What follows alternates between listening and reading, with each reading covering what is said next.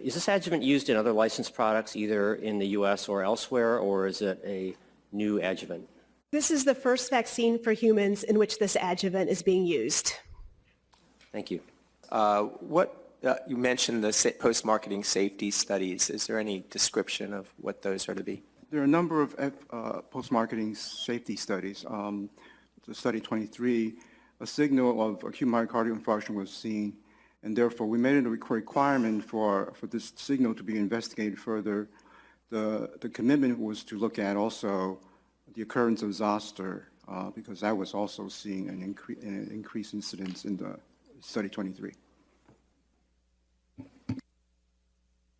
Thank you. Dr. Walter? Yes, with the number of adjuvanted vaccines now available, including flu vaccine and Shingrix, is there any comment on using this vaccine at the same time with other adjuvanted vaccines?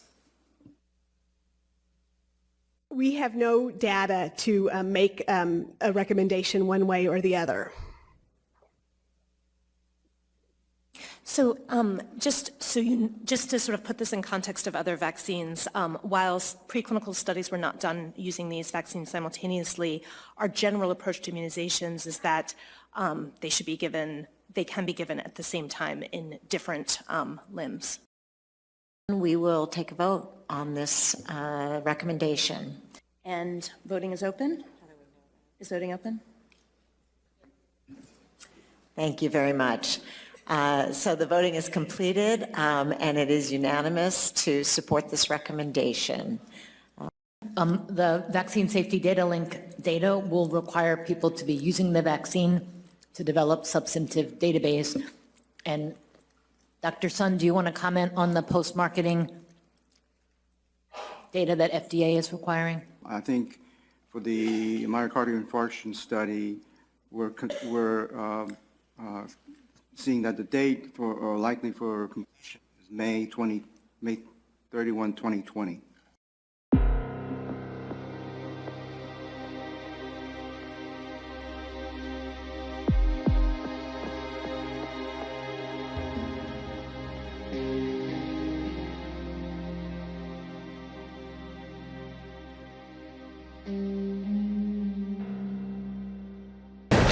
FDA scientist David Graham testified that he estimates Vioxx caused more than 100,000 heart attacks, 30 to 40% of them fatal. But Graham told members of the Senate Finance Committee that his FDA superiors ridiculed him and insisted on changes. I was pressured to change my conclusions and recommendations. One drug safety manager recommended that I should be barred from presenting the poster at the meeting and also noted that Merck needed to know our study results. Graham offered a blistering condemnation of the FDA's drug safety program, saying that the system is broken and often overlooks the dangers of drug side effects. The FDA, as currently configured, is incapable of protecting America against another Vioxx. These legal documents spell out what Merck knew and when they knew it. In clinical trials during the late 90s, the company tested whether their anti-inflammatory drug Vioxx could prevent cognitive decline in patients with Alzheimer's disease. Life-threatening risks were documented but were never reported to the FDA or the public. The company found a threefold increased risk in mortality and failed to see a safety signal. By scientific standards, this is a major safety issue. Dr. Bruce Pasady and colleagues at the University of Washington reviewed numerous legal documents from litigation involving Merck and Vioxx. In a published report in 2004, Merck reported that Vioxx is, quote, generally well tolerated by the elderly patients in our study. But this internal company document tells a different story. It reveals Merck knew about an increased risk in mortality associated with Vioxx, and they knew this in 2001. If these findings had been made public back in 2001, many fewer people would have taken Vioxx, and because it is associated with an increased risk of mortality and of heart attacks, many fewer people would have been harmed.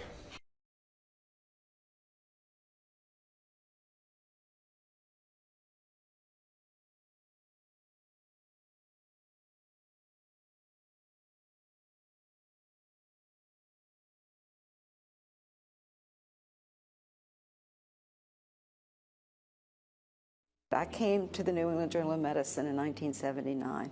Starting about then was when you saw the drug companies assert more and more control. Until finally, they, over the next couple of decades, they began to treat the researchers as hired hands.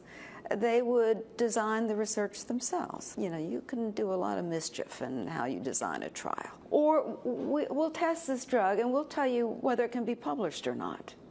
And so if it's a positive study, it's published. If it's a negative study, you never see the light of day. As she applied due diligence to the many studies submitted to the New England Journal of Medicine, it started to feel like a losing battle. I would call up and say, okay, you've shown that your drug is pretty good, but there's not a single side effect. Any drug that does anything is going to have some side effects. And I had people say, well, the sponsor won't let me. And so I became to be extremely distrustful of most of the research that was published. We did our very best. We often rejected things because it was clearly biased. But anything we rejected always ended up in another journal. Angel left the New England Journal of Medicine in 2000, but kept her eye on the journal industry, which she says resisted meaningful efforts to rein in conflicts of interest. In 2009, she wrote an article that famously declared, "It is simply no longer possible to believe much of the clinical research that is published." What would you say is the state of the journal landscape today, and the New England Journal of Medicine particularly? I think that that role that the New England Journal used to fill, one was the role of being skeptical, the other was the role of caring about the ethics of the whole system. I think the journal has given that up. The New England Journal of Medicine has given that up. Besides Dr. Angel, another powerful voice is also weighing in. The current editor-in-chief of the British journal Lancet, Dr. Richard Horton, wrote a scathing editorial saying much of the scientific literature, perhaps half, may simply be untrue. Science has taken a turn towards darkness. Dr. Eric Pullman got $2.9 million in federal grants and published hundreds of medical articles on obesity and menopause before he got caught fabricating data while at the University of Vermont School of Medicine. In 2005, he became the first academic researcher sentenced to prison for fraudulent studies. From 1992 to 2012, taxpayers shelled out $58 million to scientists whose papers were later retracted due to misconduct. Today, Angel is at Harvard Medical School. She says experience has taught her to question nearly all the studies she reads in medical journals or hears about on the news. Anything you're going to put in your body, I think, there should be more than one study showing roughly the same results, ideally coming at it from different directions. What you want to see is something that's not going to get the front pages of the newspaper, that's going to be way in the back, that says, yet again, this drug has been shown to be helpful. That's the one you should take, not the one that gets the headlines.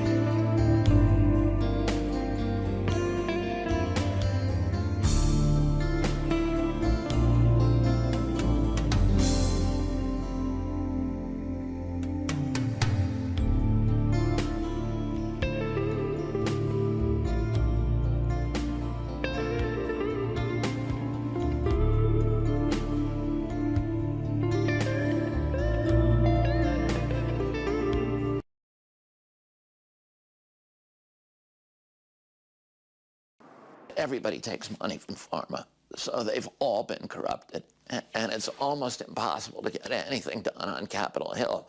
Kennedy, a Democrat, isn't the only one claiming vaccine industry money rules the day. We spoke to 11 current and former members of Congress and staff who claimed they faced pressure, bullying, or threats when they raised vaccine safety questions. There's no question in my mind whatsoever that the pharmaceutical industry had a great influence with people over at the CDC and FDA. Former Congressman Dr. Dave Weldon, a Republican, says he got the message loud and clear. If you would want to hold a hearing on an issue like vaccines and autism, your own leadership might fight you on that because of the financial influence the pharmaceutical industry No, they wouldn't has? fight you. They would kill it. It's dead. They don't even want to discuss it.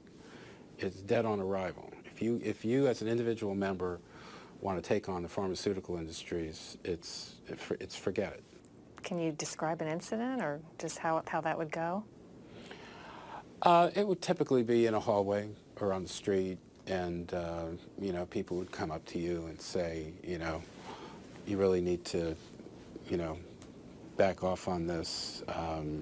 It could be bad for the community or bad for the country or bad for you. Some children can get an autism spectrum disorder from a vaccine. Republican Bill Posey is a current member of Congress. I don't have to tell you that industry is a very, very powerful industry. Matter of fact, I don't know of anyone more powerful than that industry. Meantime, Dr. Zimmerman, the one-time expert used to debunk vaccine autism claims, now says several of his own patients got autism from vaccines.